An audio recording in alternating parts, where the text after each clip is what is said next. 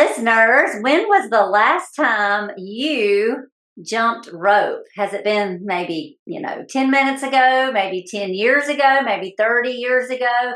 Well, today our guest, Miss Adrienn Banhegyi, is a professional jump roper. She's been in Cirque Du Soleil. She's broken world records, and she's going to just tell us about her journey to becoming a professional jump roper, and she's amazing. Before we dive in, I want to give a shout out to the Girls Talk listener, Linda Auger. Thanks for listening and supporting the Girls Talk, and let's dive in. Welcome to the Girls Talk Healthy Aging Podcast, where we dive deep into pressing health and fitness issues facing aging women.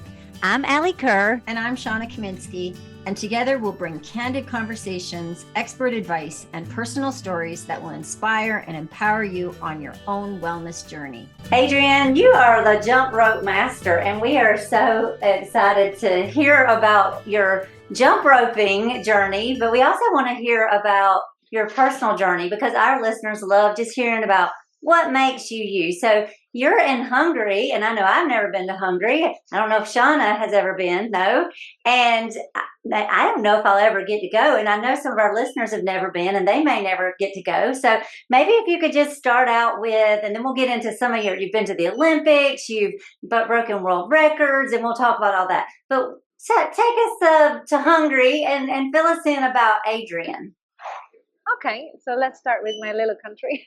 Okay, so we like to say we belong to Central Europe, but most of the time they put us to Eastern Europe. Never mind, there is no real big disadvantage of that anymore. I grew up here. It's a very difficult language to learn, by the way.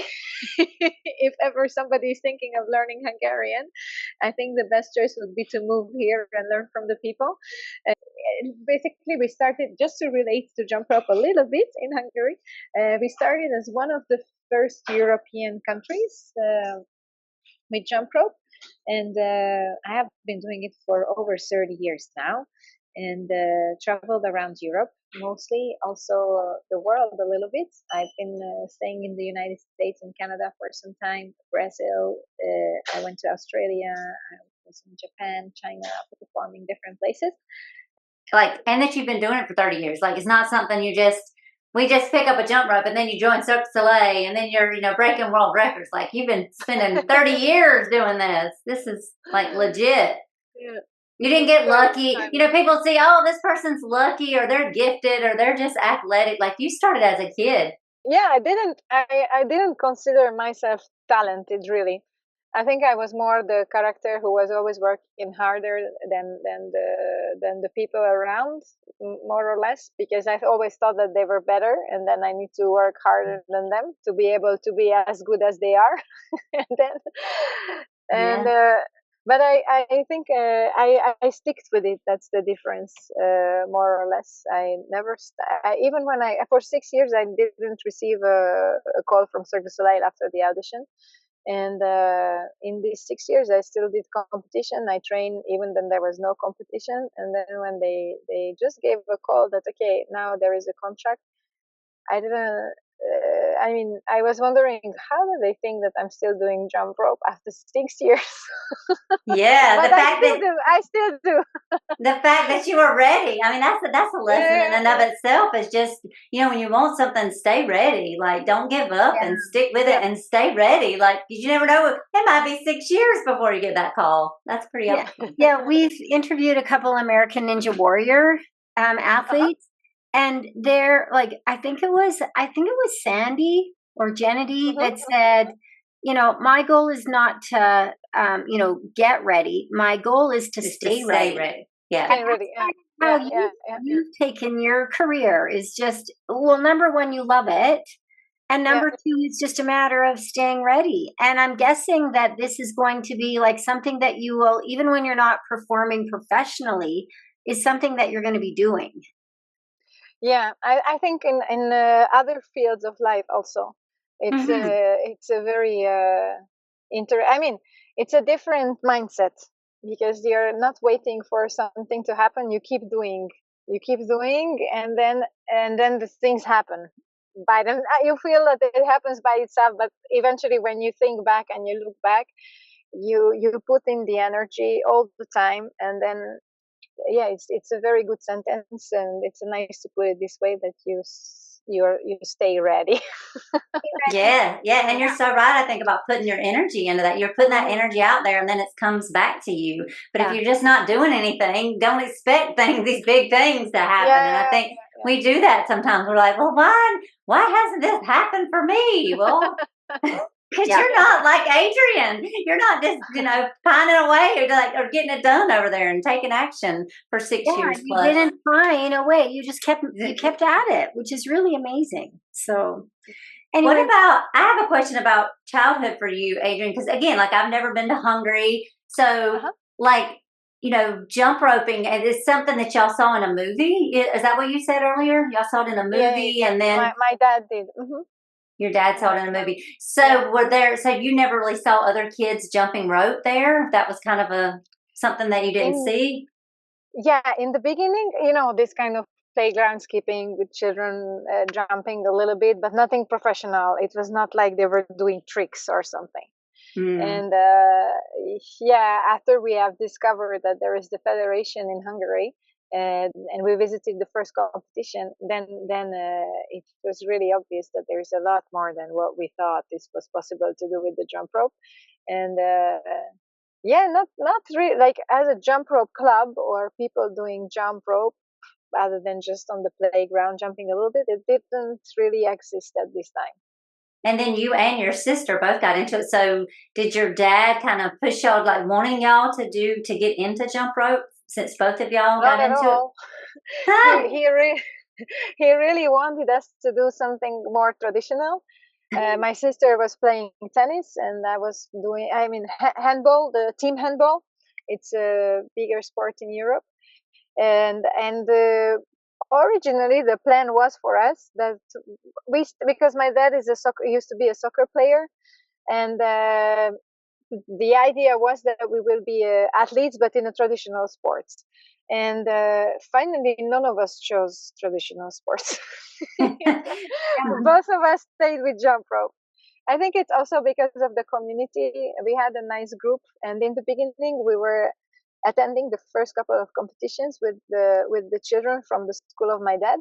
And the interesting part was that the children had, like, they were going to special schools because they had some kind of, I wouldn't call it a severe disability, but more like, for example, coordinational problems, then also mostly learning problems, difficulties, not necessarily problems, but maybe in some areas they were slightly slower than other kids.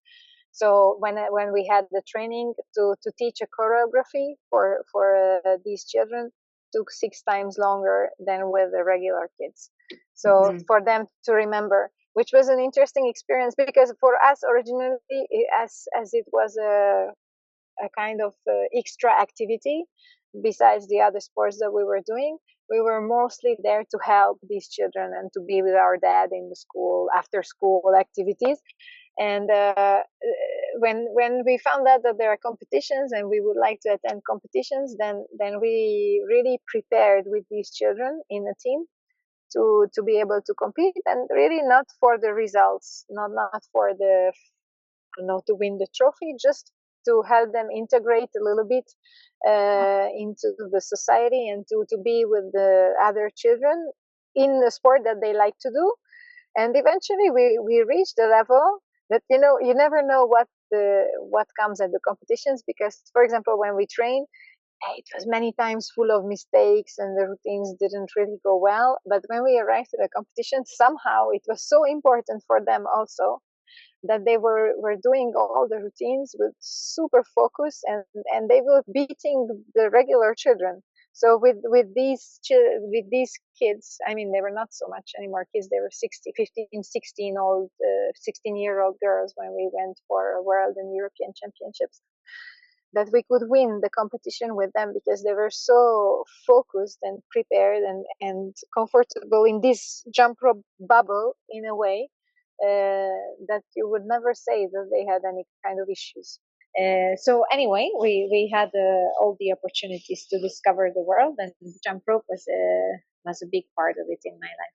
It's basically a very simple and cheap equipment. You don't need a lot of space, and also you can do it outside, inside, individually, or with a group, with a partner. So we just started it up, basically helping the kids of my dad's group, and trying to find different figures with the rope, what is possible to do. And later on, after doing it for a couple of years as a hobby, we started to give a little performances just in the neighboring cities, villages. We were not very good. I remember the first videos. It's very funny to look back at it now. but it was cute in a way that a few kids with the jump ropes are running around doing a big trick, which was called crisscross. Oh, yeah, that was the trick back then, was it? Yeah. And then it developed actually to a whole new level, because we found out that there is a federation existing already at that time for jump rope. In Hungary and also internationally, and then we started to attend competitions, and then we learned a lot. We had some American teams coming over to give us some performances, demonstrations, and then when I saw these guys, then I thought, oh my God, this is what I want to do in the future, just to be able to do the tricks. I was not imagining a career with jump rope. I never thought it could be possible, but just to be able to do the things that the guys were showing to us, that was sketchy. It was very motivating and inspiring. Yeah, it's got to be. Jump rope is not something most people think of having a career in. So you're one of the few people in the world that has a career in jumping rope. Yeah, when I said that, when people ask me what's your work, what do you do for a living, and my answer is I do jump rope, and they were like, jump rope for a living. What does that mean? How does it look? What do you do in your life for real? And yeah, it's I mean, after the competitions, the Hungarian federations received an email from Cirque du Soleil that they are looking for professional jump ropers. And we've been competing already for 10, 15 years with my sister at this time. And then we were ready to go. Like I said to my parents that, yes, I would like to go. If they're looking for jump ropers, I'm ready. and then at this time in Europe, Cirque du Soleil was not really well known. And then my parents were looking at me, and at this moment, Cirque du Soleil didn't have a big reputation in Hungary. And they all thought it's a traditional circus, so we would be traveling around with the caravans. And then when my parents heard this idea of ours, then they said, no, this is not really for you. And anyway, we decided with my sister that we will do it no matter what. So we recorded our materials, and then we at that time we had to prepare a DVD. Then we sent it to Montreal, where the headquarters of Cirque du Soleil is. And we didn't have an idea if they received it or not, or basically no news back until after 1 month we received an email that we would like you to come for a nearest audition, which will be in France. It's not so close to us, by the way. So anyway, we decided to participate, and then we drove to France, which is about 17 hours drive, and we passed the audition. And at this moment, you don't necessarily know if you will get a job. You just know that you are maybe a candidate for a future possibility if they have an open position for a jump roper. So that's what we got eventually after the full day of trials. And then my sister received a call, I think maybe about 6 months after the audition, that there is an open position for a jump roper for a touring show. And she was very excited to take the contract, and she joined the Cirque. I believe it was Dubai or Hong Kong, where she catch up with the tour. And I received the call 6 years later, actually, if I'm still doing jump rope, because they have an open position for a show which was only running for 2 months at that time. And actually, I left my full-time job. At that time, I was living in Prague, and I'm originally I'm a teacher of English and sports, so I was teaching children at that moment, and I decided that going to be a lifetime opportunity, even if I cannot work afterwards. So I will just take these 2 months, and then we will see what comes next. And from this moment on, jump rope became my main job. And from one contract, I jumped to the other contract, and I was working with 3 different shows of Cirque du Soleil and some other different companies all over the world, basically. So I have lots of questions about the Cirque du Soleil. So first of all, like, okay, have you ever done any in the States or Canada? Yes, mostly Yeah, I did the mostly. States and Canada. Mm-hmm. Okay, what shows? Because maybe some of our listeners have been to some show that you were in. The very first one was in New York. It was a holiday show. It's called Windhoek. It's not running anymore. I was part of the last edition of the show some time ago. Then after this, I was replacing my sister actually on a touring show, Kidam, which I did like United States and Canada. And after I stayed for PR, promoting the show and working with the media mostly. And not so long after that, I had a contract with Lanuba, which was in Orlando for quite some time. And then after this, it was probably altogether this period, maybe 5-6 years that I was working with them. And after this, I replaced the artist in the same shows when somebody got injured or took a break, and then they needed somebody to jump in. And so I went back a few times to Lanuba for this.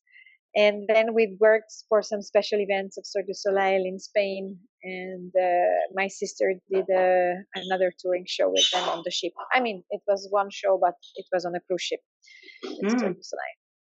Yeah, so you definitely traveled, and that's a hard thing to get into, like Cirque du Soleil. Like, you can't just, hey, I want to join Cirque du Soleil and I'm gonna be a circus star. Like, I mean, that's a tough thing to get a position in Cirque du Soleil. So kudos to you for going for big things like that. That's amazing. It was a very nice experience overall. Yeah. What did your day look like working Cirque du Soleil? How much practice was there? How much, because between the travel, the performances, how long would it take to prepare for the performance? Did you explain a little bit?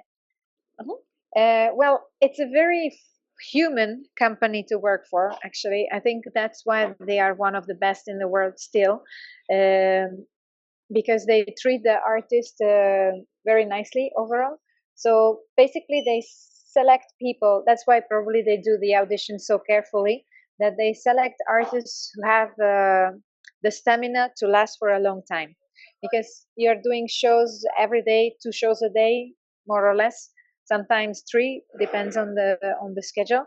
And the most important thing is that you are consistent with your discipline. So you can do it twice a day well, or close to 100%. And I think the base for that was competition results that they were checking for athletes. Of course, there are a lot of people who come with the circus school background and they are trained to do performances. But for me, the first 2 weeks, 3 weeks was a complete change from coming from competition to turn to a performer. It's not so easy, because in competitions we are trained to be good at 1 or 2 top competitions in a year, and here you have to be good every day quite to the same level. Plus, in the competitions you do very difficult tricks. You go for endurance, and in the circus or in theaters or on the stage, you have to entertain the audience, and not always the most difficult tricks are the most impressive for the public. And this shift for me was I think a lot of work for the choreographers and the people who had to spend the time with me during my training period. And it was a very, very good lesson for me overall, because I loved competitions overall, and I like to do the difficult things. I like to be going to the maximum, And here I had to learn that it's not about me, it's about the people who are watching me, that they have a good time. And then I have to transfer a little bit from this very disciplined mindset to a bit more open-mindedness. And for example, in the first 2 weeks, every practice was recorded, and then we had to watch back how we are moving, how we are communicating with the future audience. And sometimes, you think that I did it very well, and then the outside critics are saying something else. And then when you look back the video, you see yourself that people actually, they are right, it's not so good as I imagined that it was. And for me, this lesson was very strong, and I think it helped me a lot for up to now, to analyze it a little bit differently, and to really connect with the public. I think I learned that in these 2 weeks there. That's a very good thing to share, and I'm glad that you shared that, because I think that that's true in other senses too. The Cirque du Soleil, that is an entertainment industry, and it's about entertainment, not about your technical skills. And I like to do I like aerial silks. And one thing I've noticed is when I watch what they're doing in Cirque du Soleil shows, I'm like, they're not doing like the hardest stuff. I mean, it's hard. It's all challenging. But it's like, but they do it in a way that they make it entertaining, and the colors and the costumes and there's just the drama of it all is really what we're after. And it's, Shawna, when she was saying all this, I was thinking about even in the fitness world, sometimes the things that are not that we're sharing that are the most like in-depth kind of things, or the things we really want to get across to people may not be what sells on social media, or, it's not the most entertaining. The things that, are the kind of the real deal things are not always the most entertaining. So I love that. Yeah. Yeah. So you only had a 2-week training period before you were into the performance? Usually when there is a new show being created, then it's a longer process. But there was another artist before me, so the show was basically ready. I just had to jump in for the last edition, and I was doing the solo part. So I had to work together with a few artists, but basically the overall routine for me was enough to learn in 2 weeks, this particular show. There was another one where I had to be part of a group act, and that for sure it takes a little bit longer time to learn. And it's a company that is really relying on your expertise in your own discipline, and they also rely on you and trust you with how much training you need and how do you schedule your practices. Of course, sometimes when you have to be part of a bigger group, then you have to be there and train. But overall, it's not, there is not really, a very strict schedule for us to train every day, and you have to do this and that and that. I think they suppose that all the people who come in and they select, they already have the knowledge and the passion for their work, and they don't put you under pressure to train more and train less, because they your body, and they just help you to maintain it the best possible way.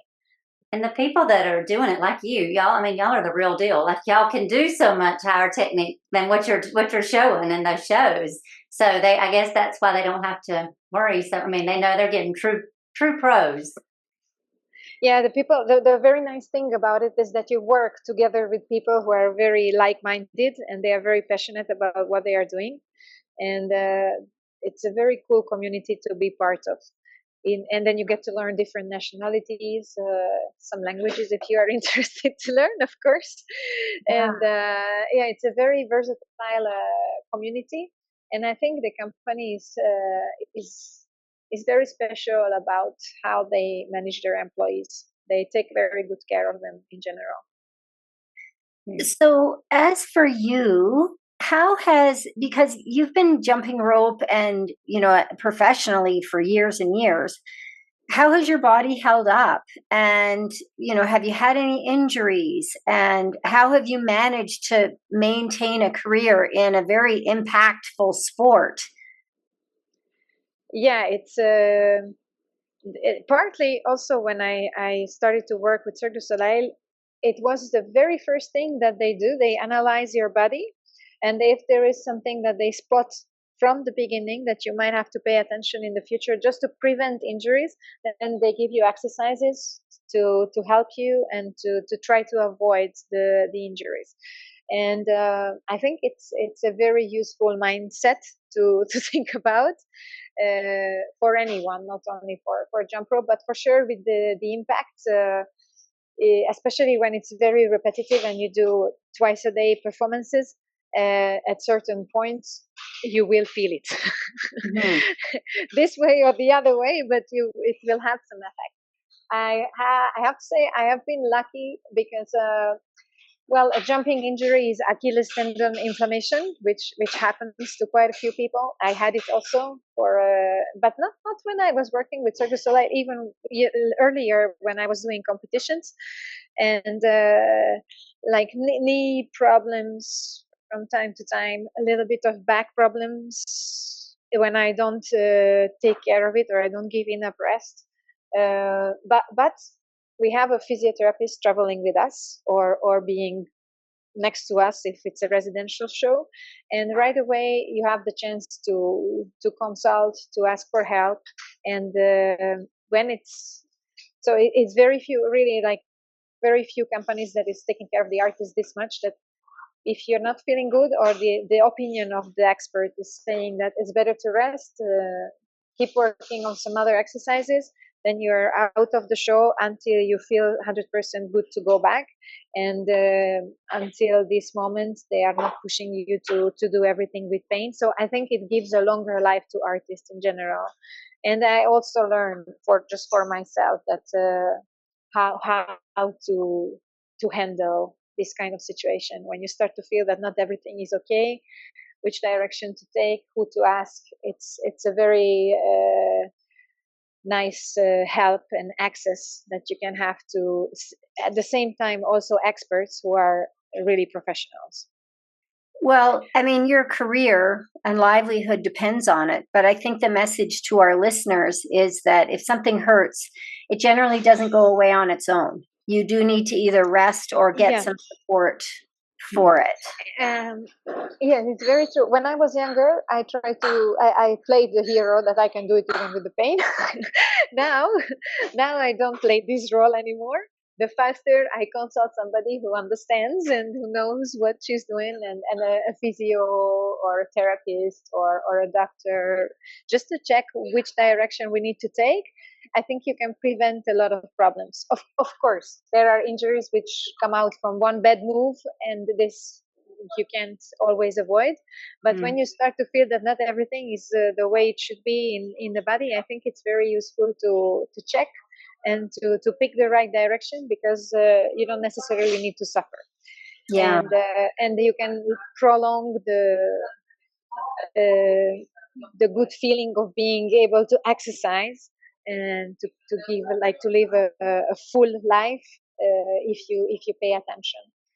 It's not only for the physical part, but also for nutrition and other things. I think it's a complex story overall. And that's another thing that, so basically Cirque du Soleil for me was a full And let me package, just say, because just because I know our listeners are going to hear this, I think that Adrienn is in a coffee shop or something, so there's a little background noise. But yeah, go ahead. I just want to let people know what that is. okay. And so interested in the nutrition piece. Yeah.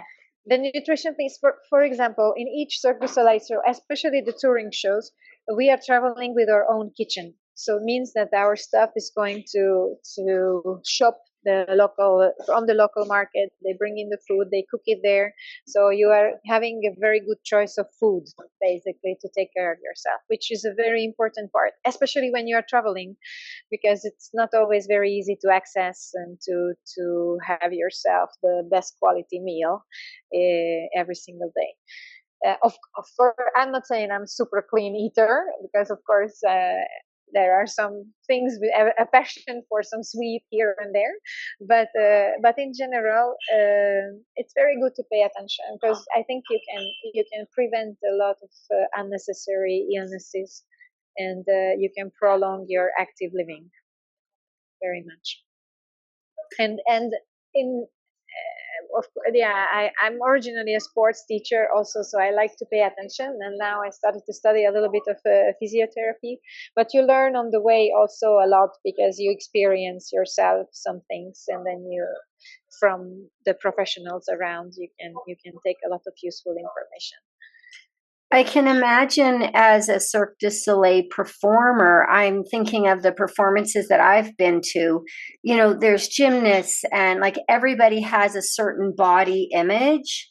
And I'm wondering if there's pressure from management or to be able to maintain, you know, certain weights, or if that's just the high quality of athletes and performers that come to the show.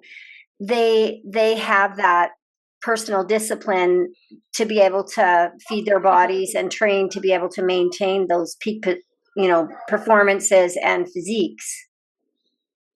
Not everybody is always paying attention, even at the Cirque. It happens that some people is crossing some limits, and then of course they warn him or her that, okay, now you have to pay attention, just to stay still well for yourself, and also on the stage, and for the other people. Most of us, I think 90%, 99%, I would dare to say, are really paying attention by herself or by himself. But then you know, some people come in, and they come in from a different culture, and maybe they come from a background where they never had this kind of chance to eat so well, and then you have so many choices. So it's very easy to, you know, carried away with the good stuff. And it happens, yes, it happened also in some of the shows where I was part of that. It has to be an artistic director or somebody from the management to say that, okay, now you need to pay attention because you crossed a little bit the limit. It can happen. I mean, after all, we are still humans. Yeah. It happens. But it's the majority is managing themselves. I mean, every time if you have ever the chance to visit the backstage of Cirque du Soleil, you will see basically most of the artists working out after the two shows. So we have a backstage gym, and when the show finishes, that's when you can actually let go of the stress, and you can do your training the way you want, because there's no more performance to do that day. You can do your training, and then it's the backstage gym is full of artists, and they are doing their workout after the two shows. So most of the people come with a very strong discipline.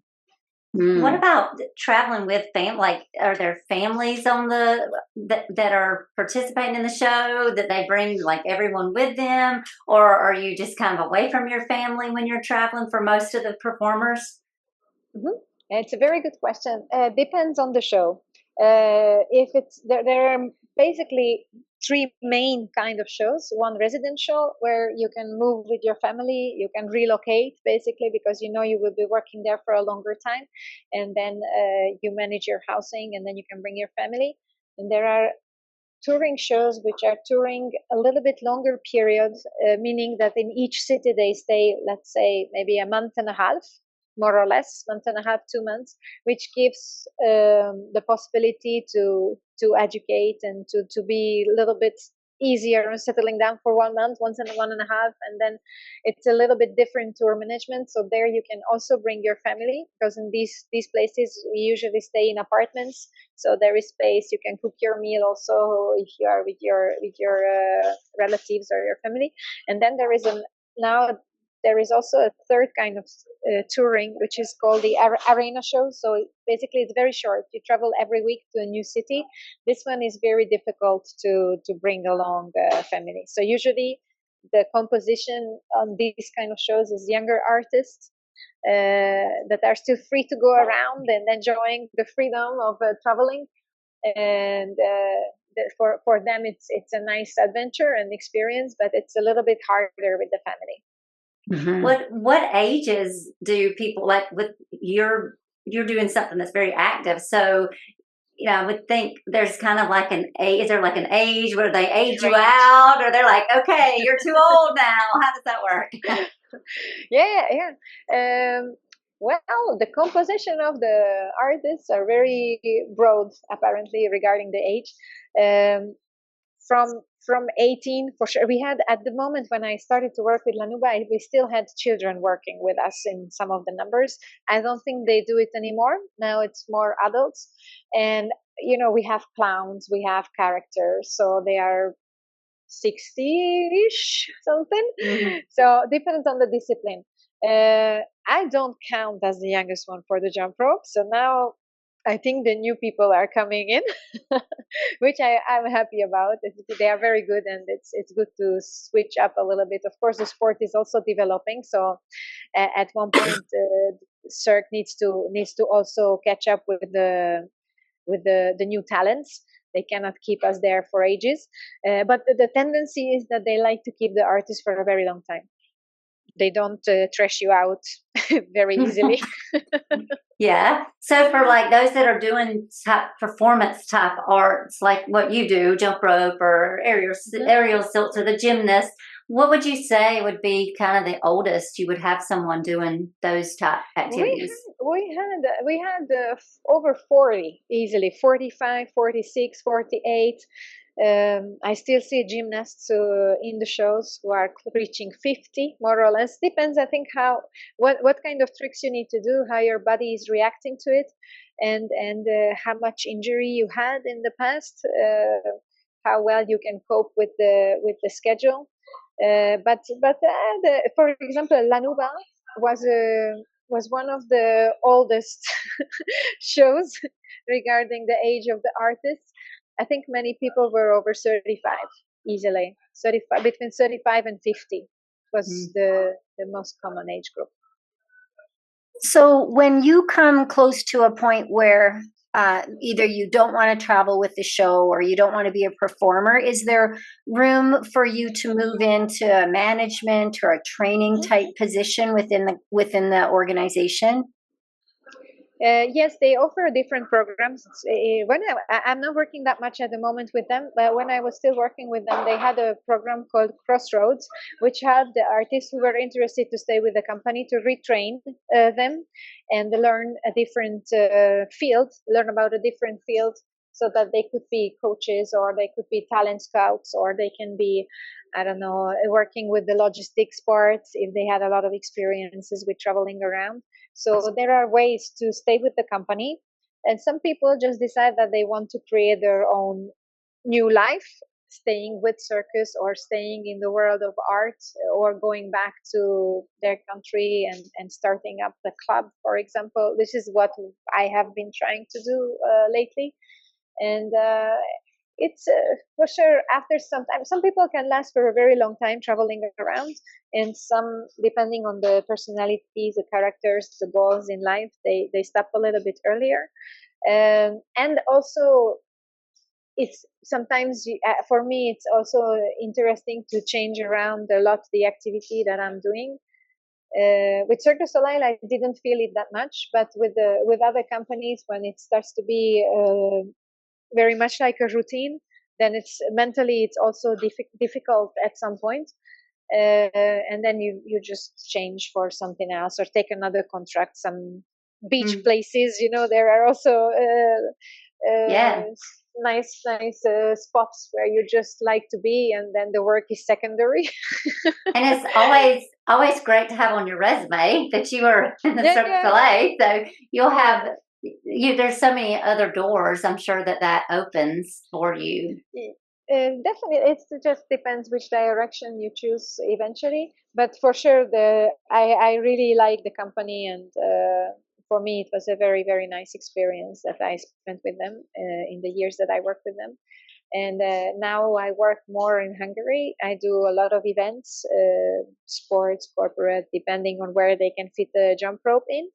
And basically, after I started to work a bit more like a freelance artist, and created my own little jump rope company, which is focused on selling professional jump ropes and jump rope programs to the people, so they can learn a little bit how to do the basics, and from the basics to more advanced, if they want to do competitions, how they need to prepare. So we also train instructors.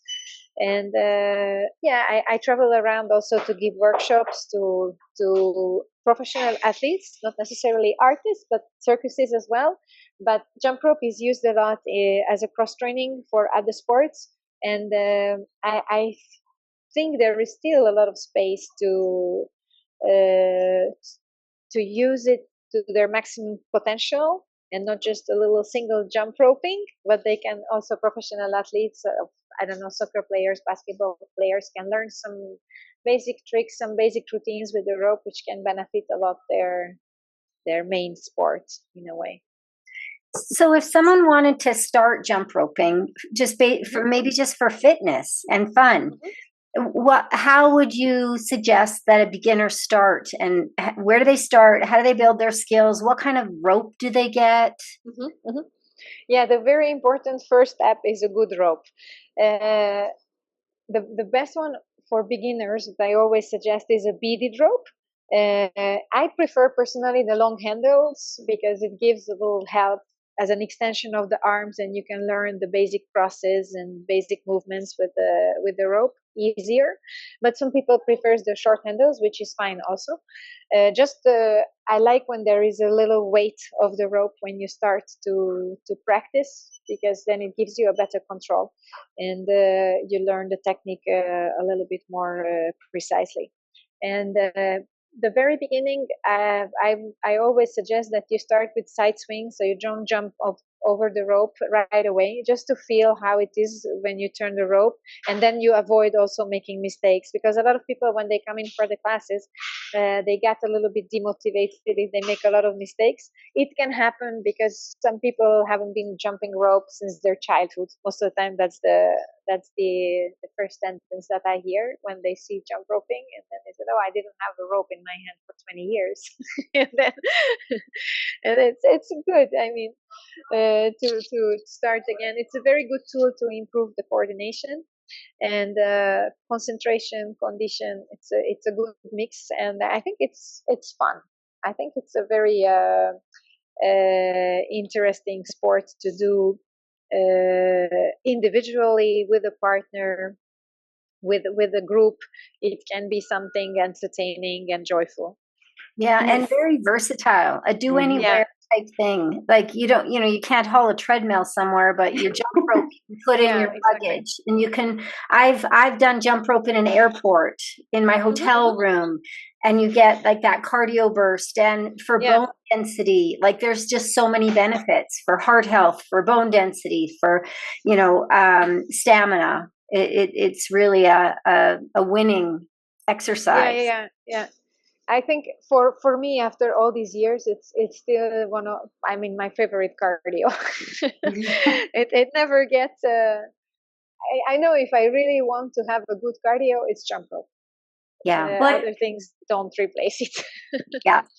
And if you listeners out there want to see some amazing mad jumping skills, definitely check out Adrienn on Instagram, and I will put the link in our show notes so that people could. Are you mostly on Instagram? Is that the social media that you use the most? Yeah, Instagram mostly, Facebook and TikTok as well, but Instagram is the main. So if you've seen some wild, amazing jump roper on any of those, it's probably Adrienn, because she does some wild, amazing stuff. So we definitely want to check that out. And then right now, people are gearing up for the next Olympics and all the trials and all that. So tell us, you've done this. Talk to us about the Rio Olympics. Well, it was very, very impressive as an experience. I was doing a performance there. Unfortunately, jump rope is not yet on the Olympics, but we are working on it hard in the International Federation to make it on the list, so we can also have Olympic champions in jump roping. I think the sport has a very good potential. We need to work a little bit on the surroundings, so that the public can understand very well the rules and how the sport is evaluated. But back to Rio. It was one of my favorite experiences. It was something very special. I mean, just to be part of an Olympic Games, you are in a community with a very unique energy, I think. And the atmosphere of the people is about sports, and the city is in a different mindset at this moment. So definitely it's something I hope if there is a chance for someone will take it and experience how it feels. Nice. So what was your involvement? What did you do at the Rio Olympics? I'm assuming it was jump roping. Yeah, it was definitely jump roping. Well, I was part of we had a Hungarian house for the Hungarian artists, and not only the artists, for the full Olympic committee, and then the athletes. So we were doing performances there, mostly. I stayed there for 5-6 days, and all the delegations were visiting a Hungarian area. So we were doing a lot of performances for them. I would love to see jumping rope get in the Olympics. I think that would be so. We'll keep our fingers crossed on that. And then what about world records? Tell us about because you've broken some world records with jump roping. What are those? Yeah, one of them is the consecutive triple unders. I don't hold anymore the world record, but I used to hold it for close to 10 years. Wow. At the moment, it's a European record, which is all right after all this time. But it was 330 triple unders in a row, and the rule is that you cannot make a mistake, and you go as long as you can until you get so tired that you cannot continue, or you make a mistake, and then you're done. Wow. 330 jumps. 330 triple unders, not just jumps, right? Yeah. Wow. You have to turn the rope also. Amazing. Wow. Okay, Shawna, I know you've been working on the plank, so now the jump rope. Yes. Well, I can do double unders, but I didn't even think that there's such a thing as a triple under. Of course there is, let alone 330 of them. So I'm gonna have to dig out the jump rope and start trying those ones. Now, Adrienn, if you had a wish for our listeners today, what would it be? My wish would be to stay healthy, keep active, and pick jump rope. Yeah, I would challenge people to pick up a jump rope. Many, like you said, haven't done it since childhood, but there is something joyful about jumping rope. I've often come back to it, even before CrossFit, and was doing jump rope, double unders in CrossFit. I did a whole program on jump rope, and I really do love it. So I would encourage people to get their rope out. Alli, what's your wish? Be patient with yourself, because especially you haven't done it in 20 years. You're going to mess up. It's okay. You're going to mess up a bunch, but just stick with it. And like Adrienn said, start with just turning the rope in your hand, and then just kind of getting over it one time, and then go to two, and just go from there. Thanks for listening. You'll find me, Alli, on Instagram at Alli Kerr Fitness. And you'll find me, Shawna, on Instagram at Shawna Kaminski. Feel free to pop us a DM with questions and or feedback. If you're enjoying the Girls Talk Healthy Aging podcast, please subscribe and share it with other health-minded women. Ratings and reviews are also much appreciated and help us get our message out to a larger audience. Until next time, be healthy and be happy.